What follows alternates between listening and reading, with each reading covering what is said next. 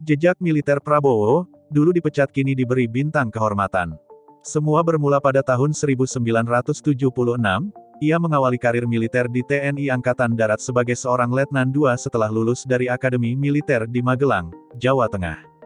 Dari tahun 1976 sampai tahun 1985 Prabowo bertugas di Komando Pasukan Sandi Yuda atau Kopasanda yang pada saat itu merupakan pasukan khusus Angkatan Darat di Timor Timur. Prabowo menjadi salah satu komandan peleton termuda dalam operasi.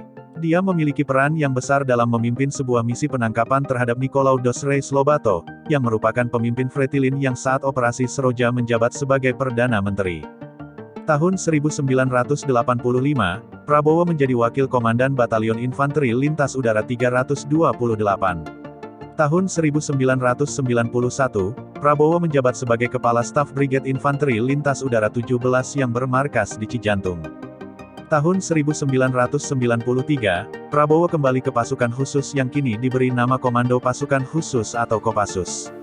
Prabowo diangkat menjadi Komandan Grup 3, Sandi Yuda, yaitu salah satu komando kontra insurgensi Kopassus.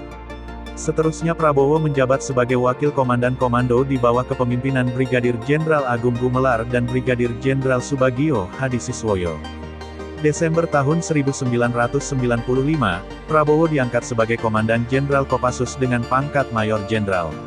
Salah satu tugas pertamanya adalah operasi pembebasan Sandera Mapenduma.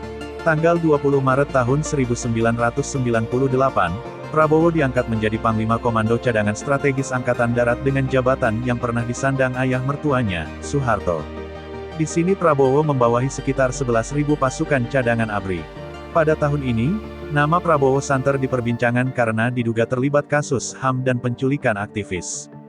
Pada tanggal 14 Juli tahun 1998, Panglima ABRI Wiranto membentuk Dewan Kehormatan Perwira, DKP, yang diketuai oleh Jenderal Subagio Hadi Siswoyo bersama 6 orang Letnan Jenderal lainnya, yaitu, Fahrul Razi, Wakil Ketua, Jamari Caniago, Sekretaris Ari J. Kumaat, Agung Gumelar, Susilo Bambang Yudhoyono, dan Yusuf Kartanegara. DKP memeriksa Prabowo dalam sejumlah butir tuduhan, salah satunya adalah sengaja melakukan kesalahan dalam analisis tugas, melaksanakan dan mengendalikan operasi dalam rangka stabilitas nasional yang bukan menjadi kewenangannya, tetapi menjadi wewenang Pangap, tidak melibatkan staf organik dalam prosedur staf, pengendalian dan pengawasan, dan sering keluar negeri tanpa izin dari Kasat ataupun Pangap. DKP memutuskan bahwa Prabowo